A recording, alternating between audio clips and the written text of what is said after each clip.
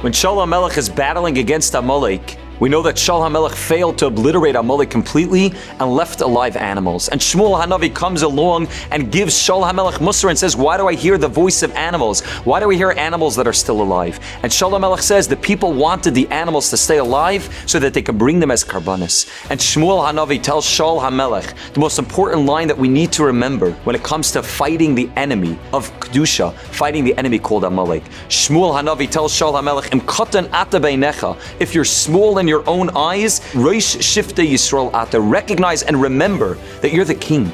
Don't get caught up by the voices of people around you who are convincing you what to do. Remember that Rosh Shiftei Yisrael Ata, that you are the king.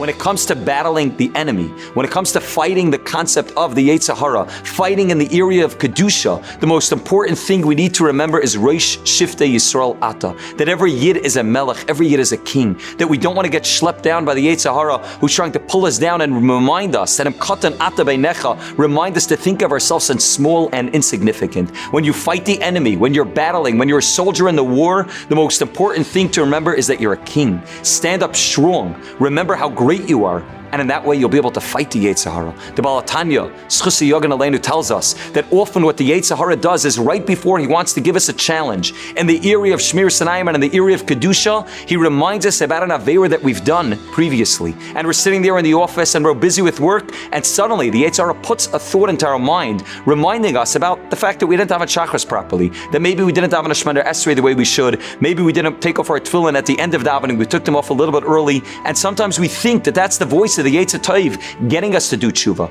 Says the Baal Tanya, it's the voice of the Yetzer Hara. He wants you to feel small and insignificant, to think of yourself as somebody who's a Rasha, and once you're in that place, then you'll be able to fall to the next greater Nisayan that he wants to put in your way, the Nisayan in the area of Kedusha. And therefore, when the Yetzer Hara comes to a person and tries to make a person feel small and insignificant, tell the Yetzer Hara, not now. Remember what Shmuel HaNavi told Shaul HaMelech, Im katan ata beinecha, if you think of yourself as small and insignificant, you're going to fail in the battle against Amalek. You're going to fail in obliterating evil completely. Remember Rosh Shiftei Yisrael Ata. Remember your greatness. Remember that you're a Melech. Remember who you are, and in that way you'll be able to ignore the voices that are telling you not to wipe out Amalek completely, and you'll be zeicha to get rid of Amalek for once and for all.